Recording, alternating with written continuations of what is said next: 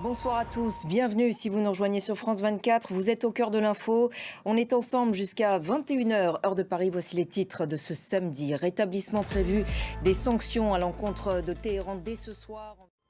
Malgré les multiples réunions diplomatiques cette semaine autour du nucléaire iranien en marge de l'Assemblée générale de l'ONU à New York, Téhéran n'a donc pas donné de gages suffisants. C'est en tout cas le point de vue du trio européen qui avait déclenché le dispositif dit de snapback à son encontre fin août et en vertu duquel des sanctions doivent donc être rétablies dès ce soir. Antoine Fenon. On en reparle avec David Delos. Bonsoir David. Bonsoir Un peu Rachel. de pédagogie tout d'abord.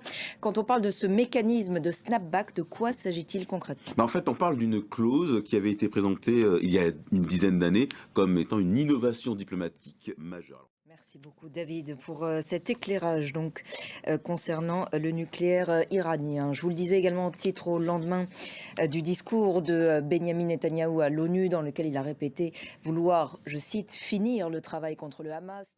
Au moins 77 morts ces dernières 24 heures selon le ministère de la Santé contrôlé par le Hamas. Parmi ces morts, 9 membres d'une même famille au sein du camp de réfugiés de Nuseirat dans le centre de l'enclave.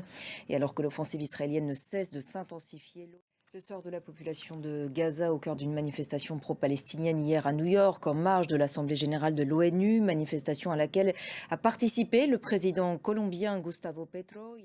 Toujours dans l'actualité du Proche-Orient au Liban, cette fois un an jour pour jour après l'assassinat par Israël du chef du Hezbollah, Hassan Nasrallah, ses partisans se sont rassemblés. Pas un jour sans alerte aux drones dans le ciel européen. Dernière en date hier en Allemagne et une nouvelle fois au Danemark, au-dessus de la plus grande base militaire du pays. Guerre hybride toujours, cette fois sous forme d'ingérence dans un processus électoral. C'est ce qui se passe depuis des semaines maintenant en Moldavie. Et voilà pour l'essentiel de l'actualité internationale. Restez avec nous, on se retrouve dans un court instant.